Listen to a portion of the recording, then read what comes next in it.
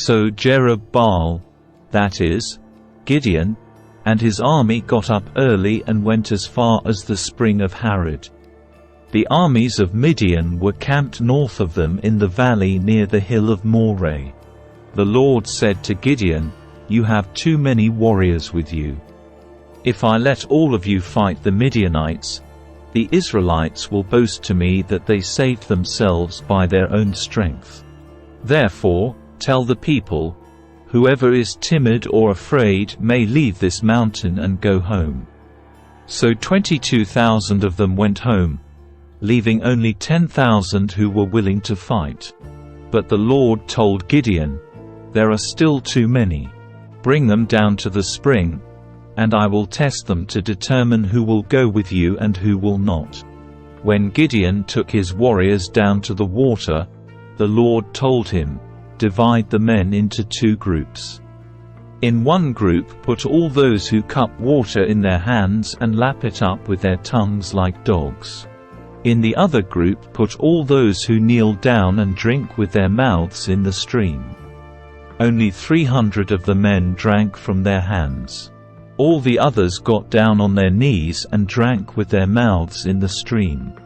The Lord told Gideon, "With these 300 men I will rescue you and give you victory over the Midianites. Send all the others home." So Gideon collected the provisions and ram's horns of the other warriors and sent them home. But he kept the 300 men with him. The Midianite camp was in the valley just below Gideon. That night the Lord said, "Get up, go down into the Midianite camp, for I have given you victory over them. But if you are afraid to attack, go down to the camp with your servant Purah. Listen to what the Midianites are saying, and you will be greatly encouraged. Then you will be eager to attack." So Gideon took Purah and went down to the edge of the enemy camp. The armies of Midian, Amalek, and the people of the east had settled in the valley like a swarm of locusts. Their camels were like grains of sand on the seashore, too many to count. Gideon crept up just as a man was telling his companion about a dream. The man said, "I had this dream, and in my dream a loaf of barley bread came tumbling down into the Midianite camp. It hit a tent, turned it over, and knocked it flat."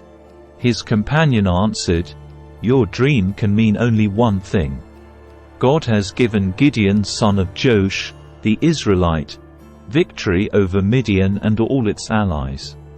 When Gideon heard the dream and its interpretation, he bowed in worship before the Lord. Then he returned to the Israelite camp and shouted, "Get up! For the Lord has given you victory over the Midianite hordes."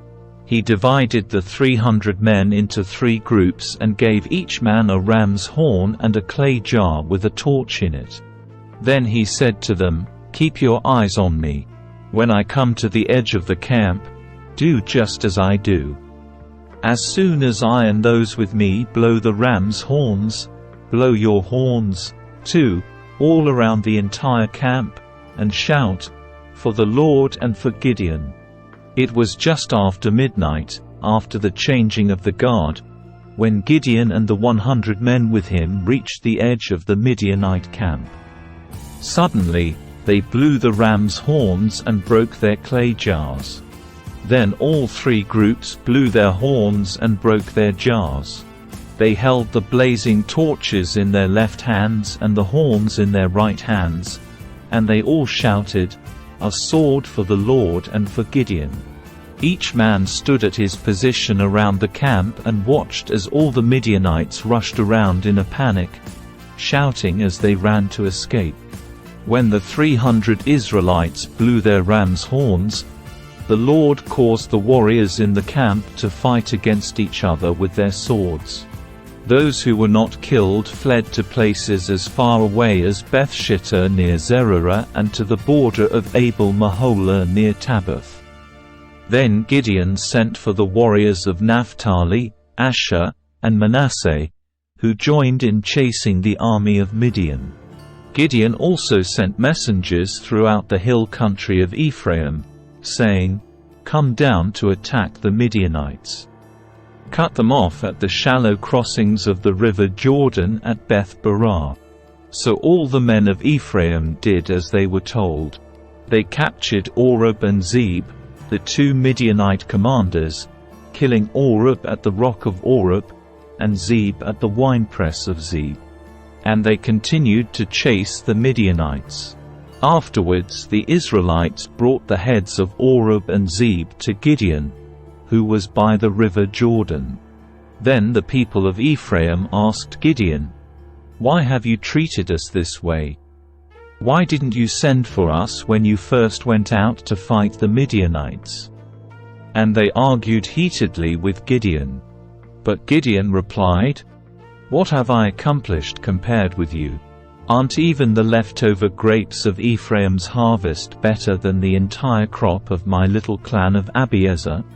God gave you victory over 𝗲𝗏 and 𝗲𝗏, the commanders of the Midianite army. What have I accomplished compared with that?" When the men of Ephraim heard Gideon's answer, their anger subsided. Gideon then crossed the river Jordan with his 300 men, and though exhausted, they continued to chase the enemy. When they reached Succoth, Gideon asked the leaders of the town, "Please give my warriors some food. They are very tired. I am chasing 𝗬𝗏 and 𝗓𝗏, the kings of Midian." But the officials of Succoth replied, "Catch 𝗬𝗏 and 𝗓𝗏 first, and then we will feed your army." So Gideon said, "After the Lord gives me victory over 𝗬𝗏 and 𝗓𝗏, I will return and tear your flesh with the thorns and briars from the wilderness." From there Gideon went up to Peniel and again asked for food, but he got the same answer. So he said to the people of Peniel, "After I return in victory, I will tear down this tower." By this time 𝗬𝗏 and 𝗓𝗏 were in Karkor with about 15,000 warriors, all that remained of the allied armies of the east, for 120,000 had already been killed. Gideon circled around by the caravan route east of Nobah and Jogbehah, taking the Midianite army by surprise. 𝗬𝗏 and 𝗓𝗏, the two Midianite kings, fled, but Gideon chased them down and captured all their warriors.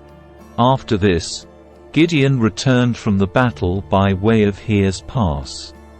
There he captured a young man from Succoth and demanded that he write down the names of all the 77 officials and elders in the town.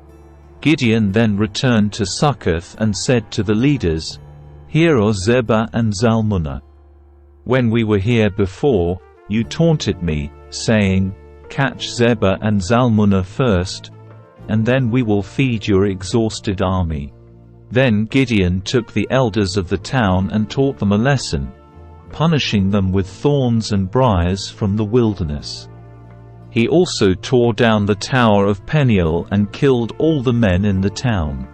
Then Gideon asked 𝗬𝗏 and 𝗓𝗏, "The men you killed at Tabor, what were they like?" "Like you," they replied. "They all had the look of a king's son. They were my brothers, the sons of my own mother." Gideon exclaimed, "As surely as the Lord lives, I wouldn't kill you if you hadn't killed them." Turning to Jdr, his oldest son, he said, "Kill them."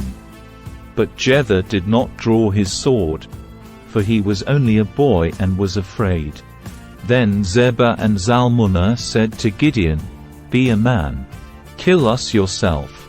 So Gideon killed them both and took the royal ornaments from the necks of their camels. Then the Israelites said to Gideon, "Be our ruler. You and your son and your grandson will be our rulers, for you have rescued us from Midian." But Gideon replied, "I will not rule over you, nor will my son. The Lord will rule over you. However, I do have one request, that each of you give me an earring from the plunder you collected from your fallen enemies." The enemies, being Ishmaelites, all wore gold earrings. "Gladly," they replied. They spread out a cloak, and each one threw in a gold earring he had gathered from the plunder. The weight of the gold earrings was nearly 20 kilograms, not including the royal ornaments and pendants, the purple clothing worn by the kings of Midian, or the chains around the necks of their camels. Gideon made a sacred ephod from the gold and put it in Ophrah, his hometown. But soon all the Israelites prostituted themselves by worshipping it, and it became a trap for Gideon and his family.